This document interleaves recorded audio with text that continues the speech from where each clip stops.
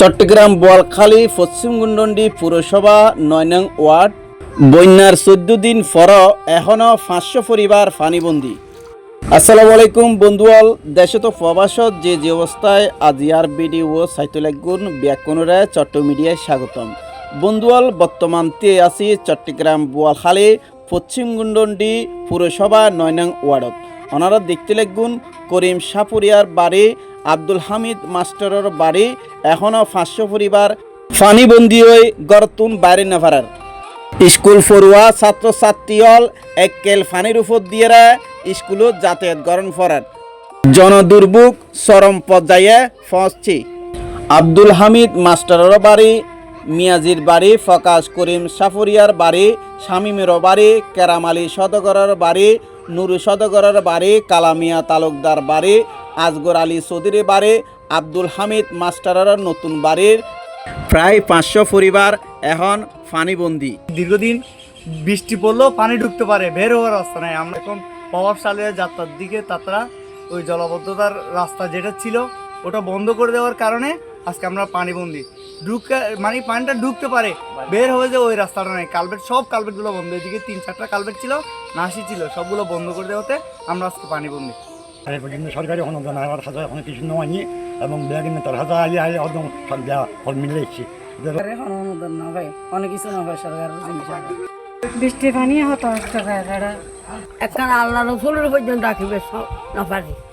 এই কষ্ট আনারা আছে বহুত দিন আছে, ১২-১৪ দিন লতে করি যে স্কুলে। আসসালামু আলাইকুম রহমতুল্লাহ। আর এক কেজি শৈল না হবে, আর কিছু না হবে। পানিতে কষ্ট আছি, অভাবে আছি।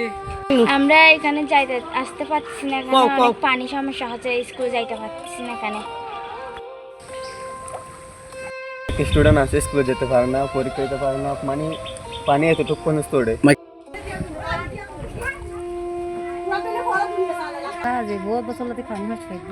আরা ফানিলে হনিমিকে জানি পারি, আরা পয়সা স্কুল ফানা জানি পারি, আরা ঘর বাইরে নিতে পারি, ওষুধ আনি পারি, আমি গত জর্দা পানি ডরে নিতে পারি। রেলে ব্যবস্থা বহুত দিন আরা কষ্ট খাই দিল, উঠি লই না।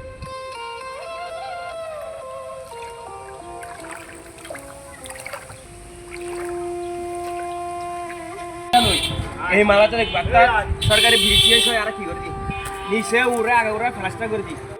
ওসে কেটে নালা ও সাইড ফুট আছে, তো বেশ আরো হইন দে ইঞ্জিন সাইড ফুট আগে ক্লিয়ার আছে, কিন্তু উন্তি যেভাবে ডাক্তার সাহেব আগে সাইড ফুট কেটে নালাও লাগছি, কিন্তু ওনারা এসে করি এই নালাও আছে হকুট ১.৫ ফুট নালা আছে, তাও পানি যা আসতো এনে হাজার হুসার হারও নাই যে পানি কিনা আড়াই না পারে, খালি বড় ই নালা শুরু হয়ে যায়। বিল্ডিং না হার ১.৫ ফুট ১.৫ ফুট আনি নালা হবো হবো না মা বেচাইছে দুটি সাইড ফুটে নালাও দিয়ে আগে সাইড ফুটটা হ্যাঁ যদি পানি খিলিয়ে দেখলো দুটি হাসার একটু ইন্টেলিয়ারে এলাহাবাসী পানি দিতে হচ্ছে, আর নিজেরা এসে সকলে টেলি দিবে, কিন্তু টেলি ওখানে শুনে নেই এটা হাসারা হইতে হচ্ছে, এটা কি হোক বড় ডেকি এই কারণে এটা কি ইঞ্জাইন না পানি আটকে দেখি।